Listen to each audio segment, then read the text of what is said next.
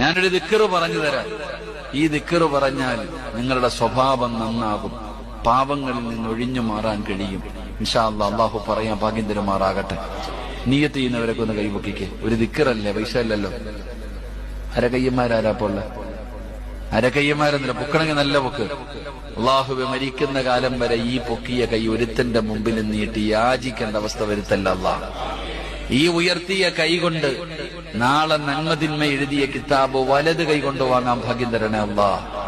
അള്ളാഹുവെ, നബിതങ്ങളുടെ കയ്യിൽ നിന്ന് ഹൗലുൽ കൗസർ വാങ്ങിച്ചു കുടിക്കാൻ ഈ ഉയർത്തിയ കൈക്ക് ഭാഗ്യം നൽകണേ അല്ലാഹ്.